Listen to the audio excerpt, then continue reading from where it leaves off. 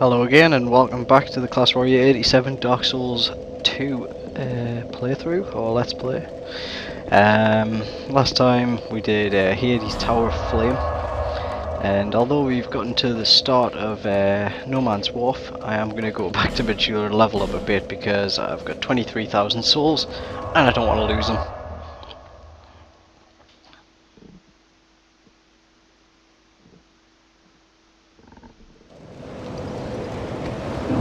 Bearer of seek, lest this.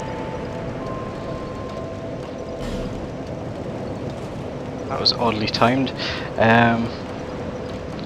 Alright, so dexterity 15.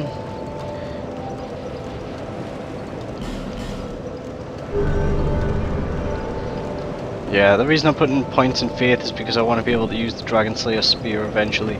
And I know it's not ideal at this point because I don't have any miracles.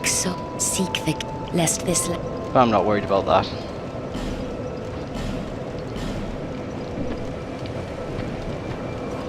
Might as well burn some bone dust as well. Remember this, using this makes your Estus flasks more effective.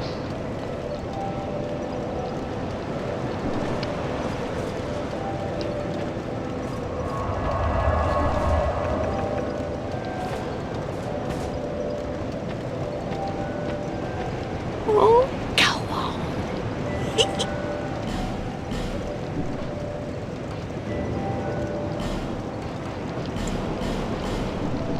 you.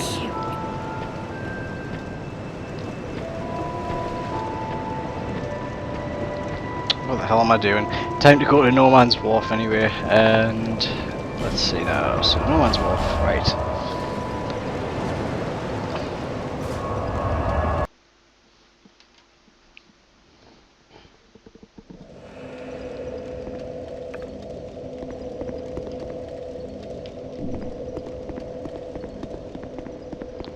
I'm not going to be summoning any help here because it's a fairly easy area. It really doesn't require any help.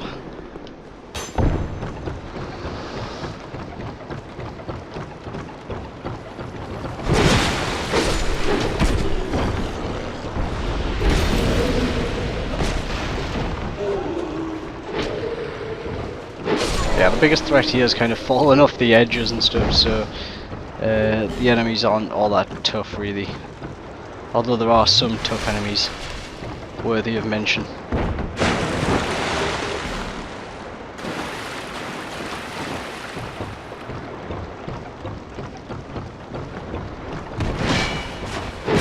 Gotta watch out for that ambush there.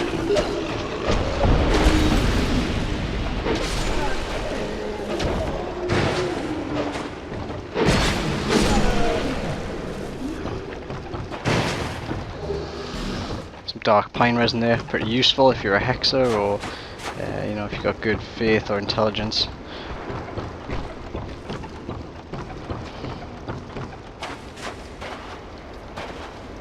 This is a good place to use the torch because there's these monsters lurking in this area. I don't know what the hell these things are called, but they don't like torchlight. Quite aggressive as well, and they have a massive swing with their attacks, so it's actually very difficult to get around them, and it's difficult to roll away from them because they have quite some range. Those arms are long.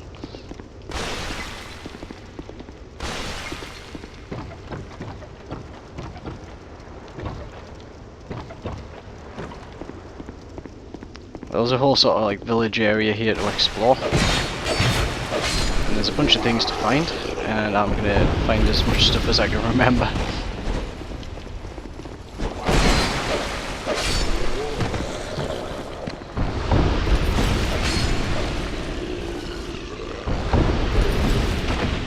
Whilst these enemies are fairly weak, they can overwhelm you if they get you in packs and things, and they can do quick attacks as well, which you gotta watch out for really.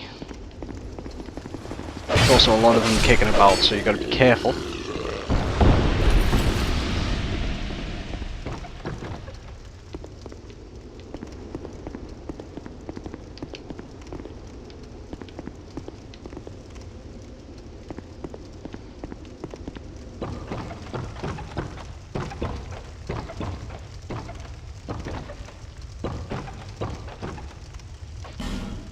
Not sure what the point of this area is. Get the impression that something should be going on here though, that there's some point to it. Again, I've got to remind you that I don't know everything about this game. I've got a pretty decent grasp, but no, I don't know everything. And I am perfectly happy to take suggestions if anyone wants to point out things I've missed or whatever. Fair enough. Please do so.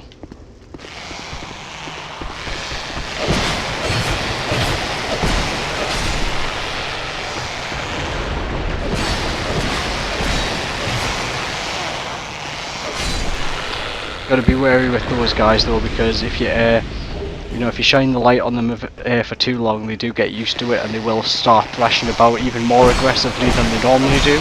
So you've got to make it quick when you take them on with your torch out. Oh, there's a forest lockstone down there that you can see, sort of in the middle of the screen there. If you put a lockstone in that, it lights the area up, which is quite useful. It makes all those monsters kind of just retreat into the shadows, and it makes the path a bit safer, really. Oh, you gotta be careful as well because there's a bunch of them in here.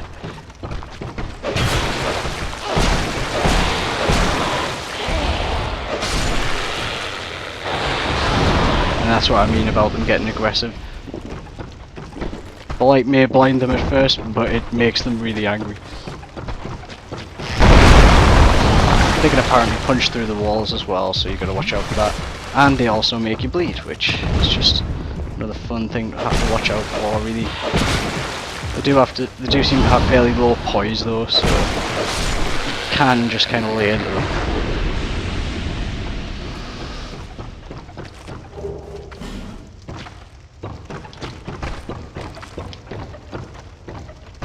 Oh shit, I forgot there was another two of them up here.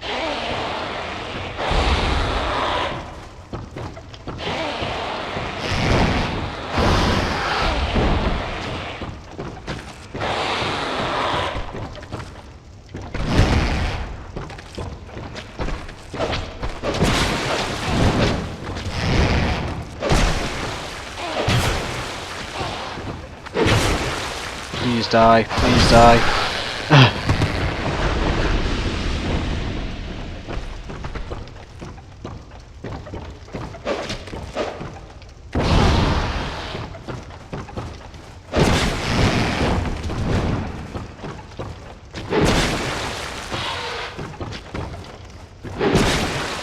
Okay, this guy's freaking out on the stairs, which isn't ideal, but it works to my advantage, so I'm not going to complain.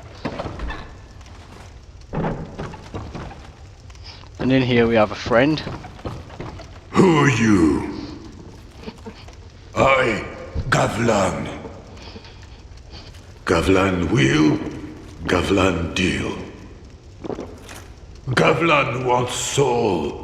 Many, many soul.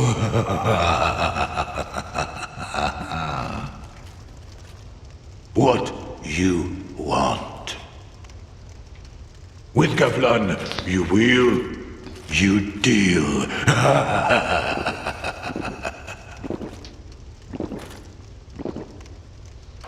Gavlan will, Gavlan deal. Gavlan wants soul. Many, many soul.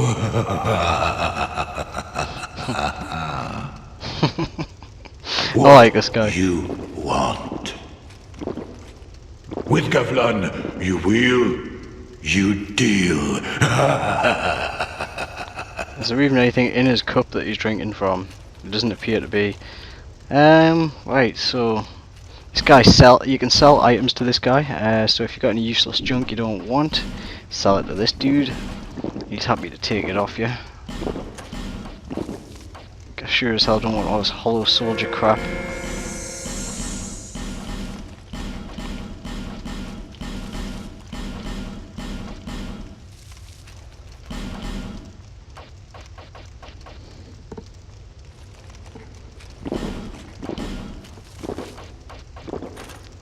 But yeah, he's quite useful. He'll change location after you clear this area, and we'll meet him again later on, and he'll move to a permanent location after that.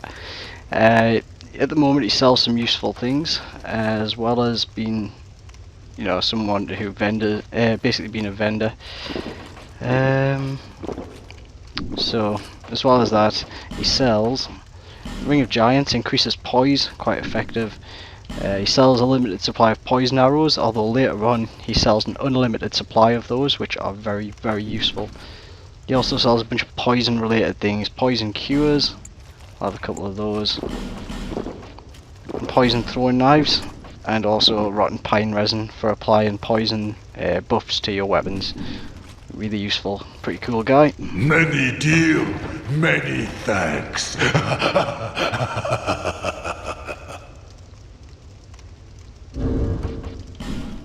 No bother, Gavlin, no bother. Right, now watch out, because in one of these chests is a trap. Evidently not this one. Must be this one. Best thing to do is to roll away at a diagonal kind of direction, so the arrows can't quite get you. They kind of go out in a well, forward, kind of to the north, northeast, east, southeast, etc. Anyway, so we're moving on now.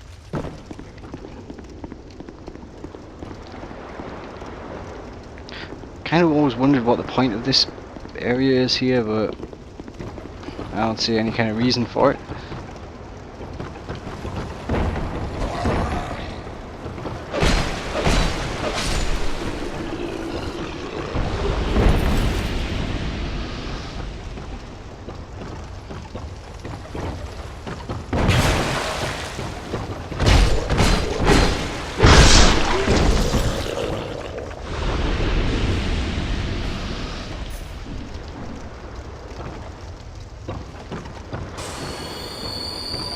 So you got to get all the way up to the top here to ring this, or to use this, pull this switch, whatever, ring the bell.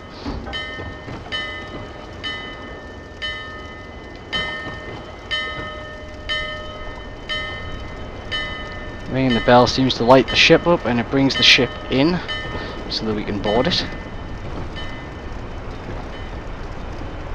Because, you know, what you want to do is get on a ghost ship.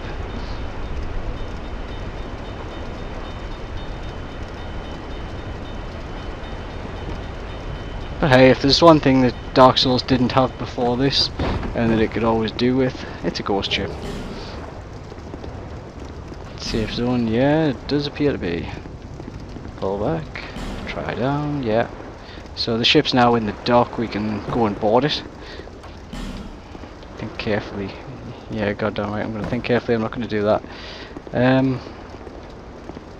No, I don't want to open that, I want to read the message.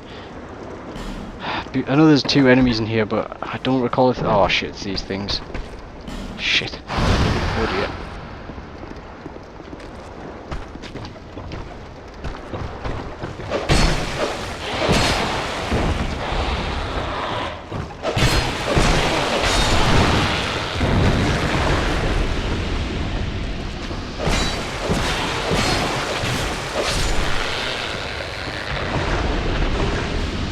Fire arrows. Can't help but feel that that's something hidden behind there. I don't think there actually is, though, is there? No. Ah, I see a little reason for that room. There's nothing inside. Nothing of any real value anyway. Ah, crap. Made a mistake here. I need to go upstairs and open the door. Unless you open it from this side. Actually, I think you open it from this side. I'll check this in a moment. There's a kind of a shortcut gate up here that you can open. It's also, yes, it's also the place you need to go to. There we go. And that's how you open the shortcut. Find Lucatiel's summon sign here, and she can be summoned to help you with the boss. I will be summoning her.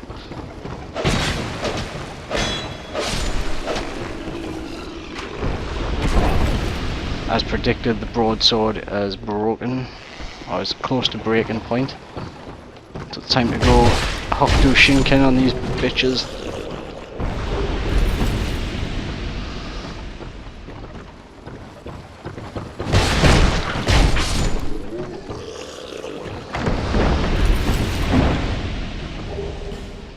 really need to come through this area, but it's just to demonstrate where this shortcut actually is. So if I'm looking over there, I'm looking towards over there towards the entranceway where we came in. So this is over the other side of where the entrance is. Normally you'd kind of run around, go up the main staircase, jump down there, and you'd be at the bottom here. I'm just going to check if I've got a lockstone first of all. If I do have one. No, I don't. Oh, well, I was going to use one to light the area up, but I'm not going to bother this time around. Feel free to do that, but at this point I think it's a waste of a lockstone.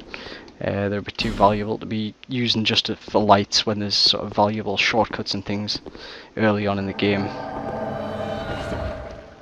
I.e. like the one I showed you in the Forest Fallen Giants, where you get the Titanite slab. And there's one that actually opens up a Covenant very soon as well. So it's best off to just save it for that.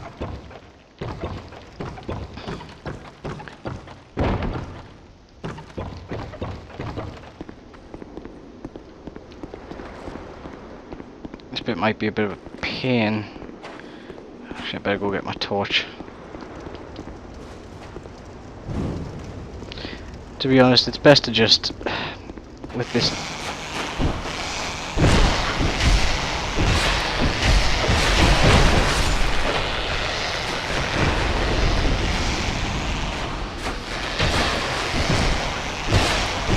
Sometimes it does just seem like it's better to skip the enemies in this area. If you light up, like I said, if you light up use the Forest Lockstone slot, you can light up that torch thing hanging from the ceiling up there. Lights this whole area, and all those monsters just retreat into these rooms to the sides, and you can't, they won't come out unless you really start sort of aggravating them. There's a bunch of enemies hiding around here, so be careful. One is that dude there.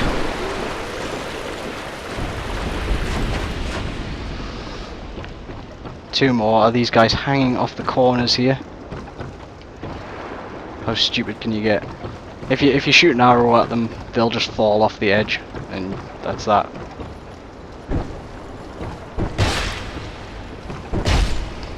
Or you can just... Oh, come on, Lucatiel, really?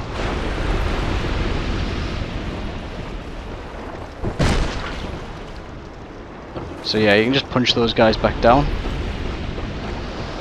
Fucking Lucatiel, man. Really? Can't believe she just killed herself. That doesn't normally happen.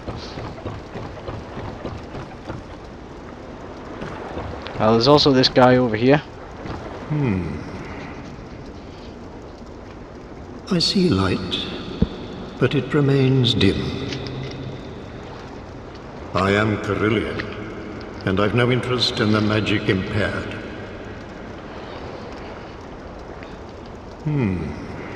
I see light, but it Yeah, if you have a remains certain level of intelligence, it's probably about 10 or so. Let's see. Yeah, I think if your intelligence is about 10 or something like that, or 8 or 9 or something, around that sort of level. Basically, if you're a sorcerer, you're going to, you're going to get a positive reaction out of that guy, and he'll open up, he'll sell you some spells and other things. So if you're a sorcerer, you definitely want to make sure you speak to him. He holds no relevance for me as this character though, so I'm not going to make any particular effort to be his friend. If you exhaust his dialogue and everything after he is friendly with you, he moves to Majula, and where he sits just around, sort of behind the blacksmith's hut on the cliff edge above it.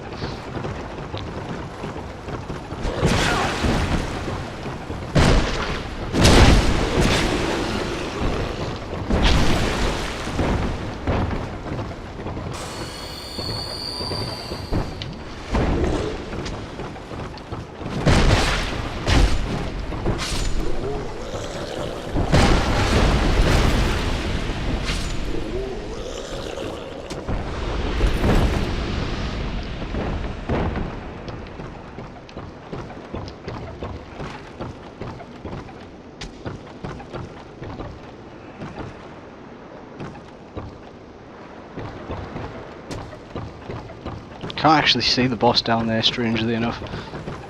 That's where the boss is though. Ooh.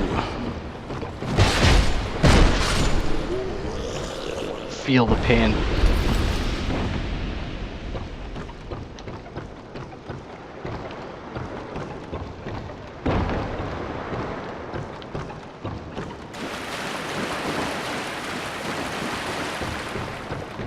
Now, for the sakes of getting Lucatiel's gear and the achievement and stuff for that later on, and I want to demonstrate that, I'm gonna I'm gonna go back and I'm gonna summon Lucatiel for this fight.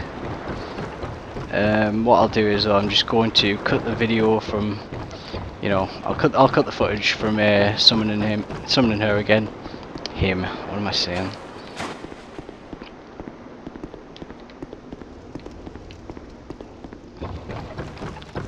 So this will be a painless process and you won't feel a thing. So the magic of video editing, eh? Right, so we'll summon Lucatiel. Now, the reason I did that is not because the boss is difficult. It's actually really easy, but I want to demonstrate in this guide the various, you know, computer-controlled NPC allies that you can get, and also, you know, the quest items and stuff that you get for them. The first one being Lucatiel. This is the first location for summoning her. You've got to summon her in 4 different locations, I think, either 3 or 4. And you've got to speak to her in 4 locations and summon her in 3, I think. When you've done that, 3 out of 4 possible summons, you speak to her later on in the game and she will give you her gear, and you'll receive the achievement for inheriting her gear.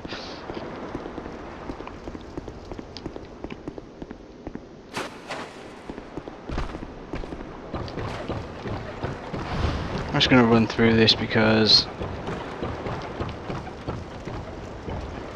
I can't be bothered with those fucking monsters.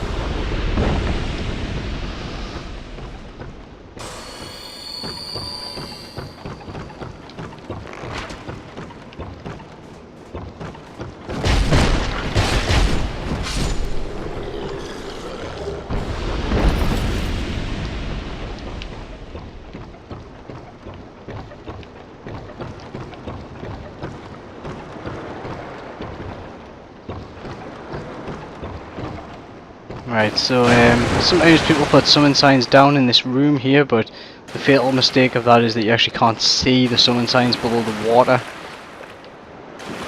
So it's kind of useless. I don't know why people do that, but there you have it. So this boss is pretty easy. It's quite an enclosed space, and if you take too long in the fight, the water rises to a point where you can barely move, or you know, it comes to about neck height or something like that. It's quite awkward actually if you let it happen.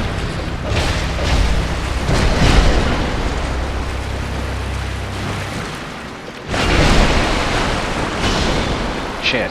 You gotta watch out for the clubs, they do a lot of damage, whereas the swords don't do as much damage, but they have sort of an arcing swing more than like the overhead swings like that.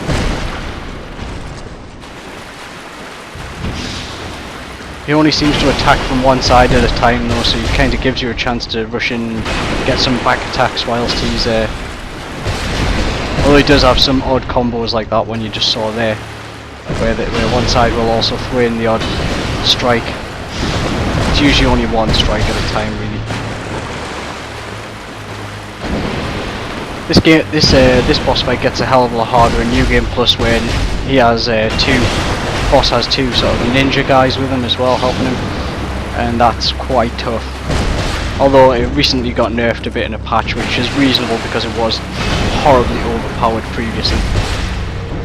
Well, the ads were horribly overpowered. There's not a lot to say about this particular boss, really. Quite simple, especially if you've got Lucatiel helping you and other players. So you receive his soul.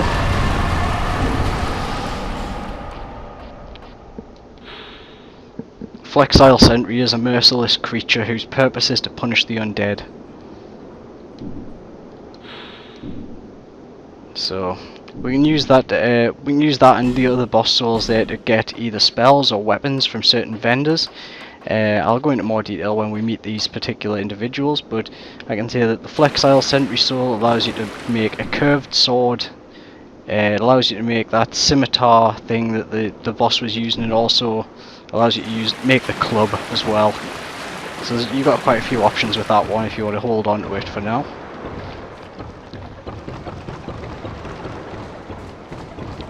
So beyond the boss room now, there's this chest here which contains a pyromancy flame, which as far as I'm aware is the first one, or the easiest one to get in the game. It also contains the pyromancy fireball, very useful. Use this item here to progress to the next area. Now this was a nice short video. No Man's Wharf is quite a short area. It's also optional because, like I discussed in the previous video, we're going to Lost Bastille now, to another entrance. So there's two ways to Lost Bastille. You can go through the Forest of Fallen Giants, beat the pursuer, and go up to the top of the ramparts there, or alternatively you can go this way through Hades' Tower of Flame. Either way you end up at the same place, although in different areas of the same place. It's actually, it has quite an interesting layout. I mean, you wouldn't be able to get this bonfire here if you were coming in from the other entrance. So there's a few bits and pieces and things you know, to get. I mean, the only reason you should skip No Man's Wharf is if you get stuck or something like that, but I don't honestly see why that would happen. If you take this lift up and then bring it back down, you can jump out. And sorry, if you bring the lift back down and jump on top of the lift, run, as in hit the switch, run out the door and jump back on top of it when it goes down, you can jump off the lift at near the bottom there, and there's some loot. Now I think it's just some in fact, I'll just demonstrate it, it's probably easier.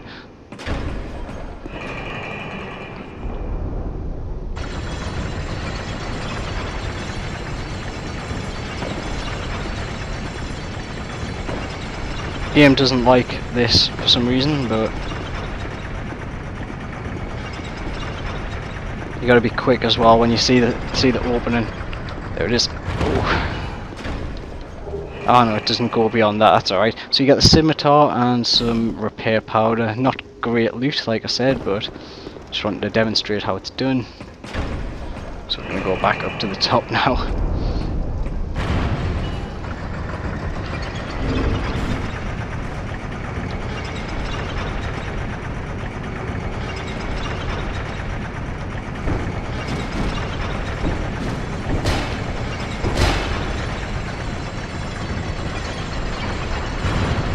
So there's a few sort of cells here. As far as I'm aware, there's not a lot of loot or anything around here. There's a few bits and pieces. Soul of a Proud Knight, Radiant Life Gem. Nothing fantastic. You can't get into any of these locked cells, so don't even worry about that. I failed, yeah, okay. There is a bonfire just up here, and there's an item here. Common fruit. Common fruit increases your poison resistance temporarily. It's quite effective in certain areas. One of which we'll be heading to soon. Or two of which we'll be heading to soon, actually. Right, so here's the first bonfire in Lost Bastille if you come in through No Man's Wharf. So I'm going to end the video here, and the next video, as you can probably guess, is going to be on Lost Bastille. Or is it? I'm kind of deciding. I'm kind of undecided now. Should I go to? Yeah, I'll tell you what. I'm gonna take a diversion now. We're not gonna go to Lost Bastille just yet, despite that we've got two bonfires there already. No, we're gonna go back to Medulla, spend some of these souls, and then I'll end the video when I've discussed a little bit, you know, about where we're going and things here. Now there's a number of reasons I'm going to go to this other area instead. We're going to go to Huntsman's Copse, and then on to Harvest Valley and Earthen Peak after that. The reason I'm doing this is because Lost Bastille is quite a decently sized area. There's a number of bosses in there, and I want to go through and sort of I want to do the whole area in one video. But to do that, I'm going to have to take on a tougher boss that I don't really want to have to deal with at this particular moment. So I'm going to go and do other areas first before we do that. First thing I'm going to do is level up a bit. Seek, lest this. Get my 15 faith requirement for the spear.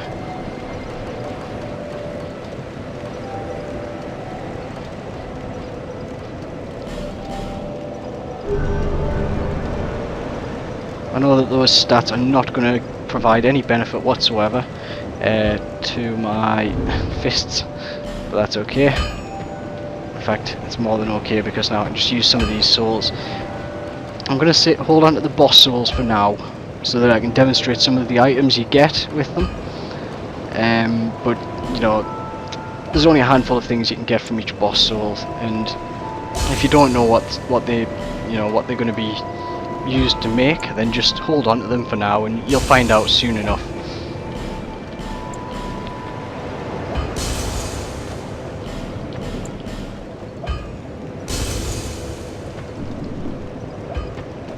Bearer of seek, lest. Alright, so I'll take some levels in strength for sure. Also, we'll see if I can do get any upgrades as well while I'm at it. I knew you.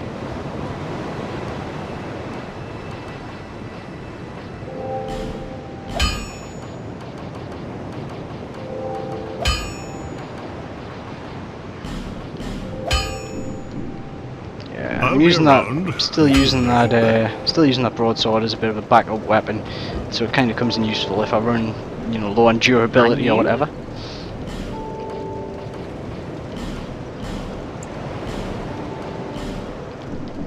Right, so I'm going to end this video here, and then the next one I'm going to go to the Rotunda, and actually I can't do that unless I've got some souls. There we go, that's enough. You need 2,000 souls to go to Harvest Valley and Huntsman's Copse and Harvest Valley, etc. So make sure you have those 2,000 souls when you head to this next area. I'm just going to end this here, so I'll catch you all in the next video.